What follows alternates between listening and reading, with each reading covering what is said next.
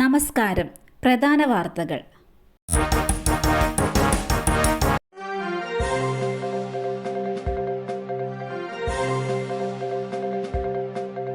SIR-ൽ ഇടപെടില്ല.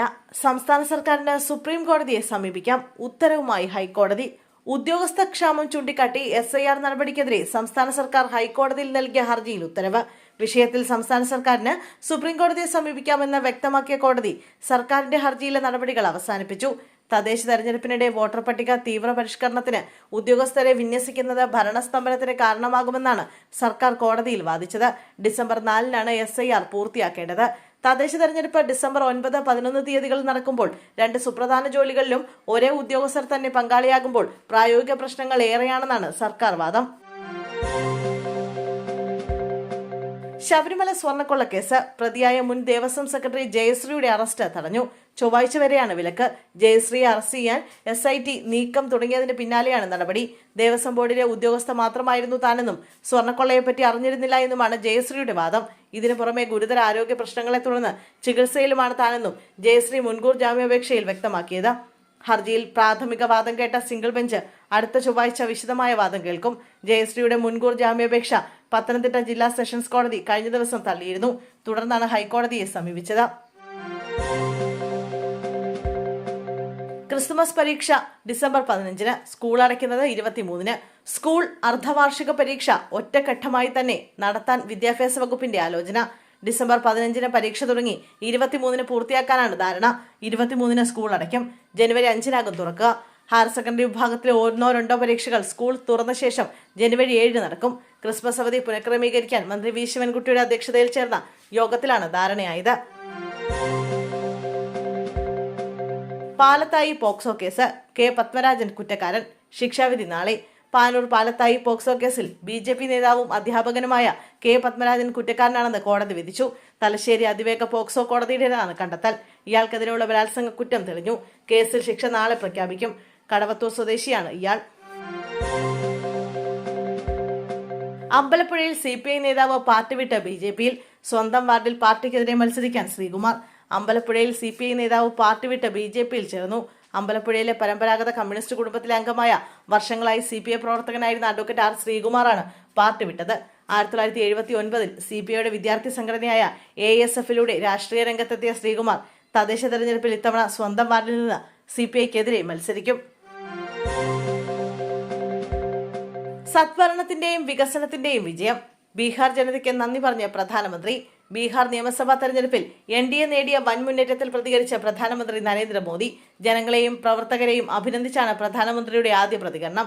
നിയമസഭാ തെരഞ്ഞെടുപ്പിൽ NDA ചരിത്രപരവും അഭൂതപൂർവവുമായ വിജയം നേടാൻ പ്രവർത്തിച്ച ബീഹാറിലെ ജനതയ്ക്ക് നന്ദി പറയുന്നതായും ട്വിറ്ററിൽ പങ്കുവച്ച കുറിപ്പിൽ നരേന്ദ്രമോദി അറിയിച്ചു.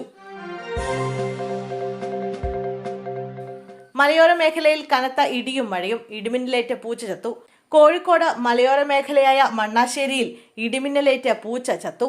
മണ്ണാശ്ശേരി പന്നൂളി രാജന്റെ വീട്ടിലെ പൂച്ചയാണ് ചത്തത്. വീട്ടിലെ വയറിംഗ് കത്തി നശിച്ചു.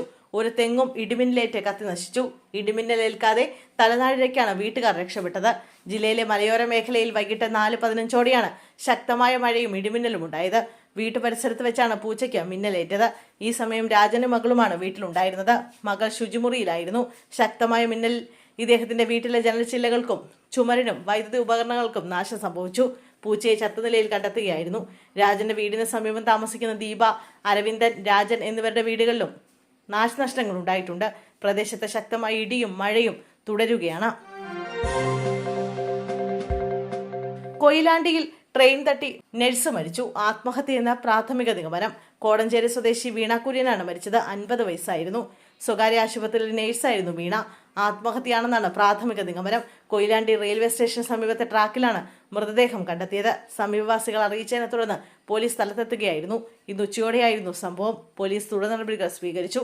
കൂടുതൽ വിവരങ്ങൾ പുറത്തു വന്നിട്ടില്ല. സ്ഥാനാർത്ഥി നിർണയത്തെ ചൊല്ലി CPM പ്രവർത്തകർ തമ്മിൽ ഏറ്റുമുട്ടി. 6 പേർക്ക് പരിക്ക്. കോഴിക്കോട് നാദാപുരത്താണ് സംഭവം. സ്ഥാനാർത്ഥി നിർണയത്തെ ചൊല്ലിയുള്ള തർക്കമാണ് പ്രവർത്തകർ തമ്മിലുള്ള ഏറ്റുമുട്ടലിൽ കലാശിച്ചത്.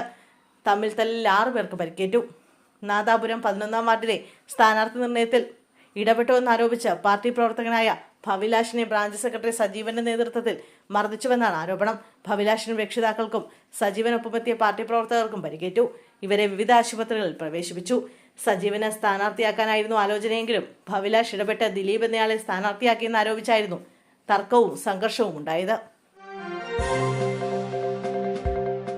ഇന്ത്യൻ വ്യോമസേനയുടെ പരിശീലന വിമാനം തകർന്നു വീണു. ഇന്ത്യൻ വ്യോമസേനാ വിമാനം പരിശീലന പറക്കലിനിടെ ചെന്നൈ താമ്പരത്തിനടുത്ത് തകർന്നു വീണു. ഉച്ചയ്ക്ക് 2:25 അപകടം.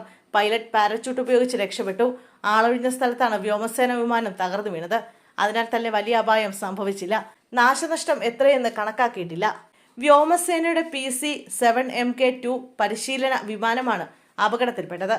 സംഭവത്തിൽ ഇന്ത്യൻ വ്യോമസേന അന്വേഷണം പ്രഖ്യാപിച്ചിട്ടുണ്ട്.